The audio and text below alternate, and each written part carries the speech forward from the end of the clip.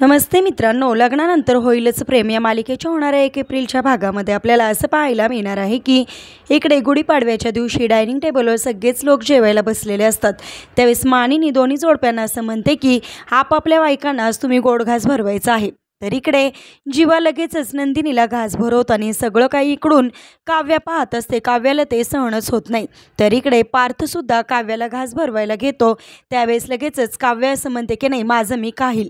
त्या क्षणी लगेचच इकडे वसू आत्या असं म्हणते की गोड घास नाही, कडुलिंबाचा घास भरवला पाहिजे। असं बोलता क्षणी काव्याला त्या वसू आत्याचा राग येतो आणि तिथे असणारी कडुलिंबाची पानं ती पटापटा खायला लागते। त्या क्षणी सगळेजण तिला अडवण्याचा प्रयत्न करतात, पण ती काही केलं ऐकत नाही। ती लिंबाची पानं खाते।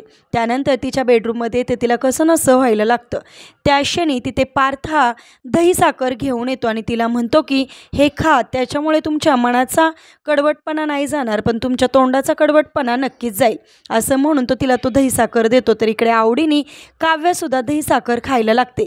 म्हणजेच आता हळूहळू काव्यासुद्धा पार्थच्या प्रेमात पडत असताना आपल्याला पाहायला मिळणार आहे। असेच मालिकेच्या पुढील अपडेटसाठी तुम्ही आपल्या रंजक मराठी चॅनलला नक्की सबस्क्राईब करा। थँक्यू।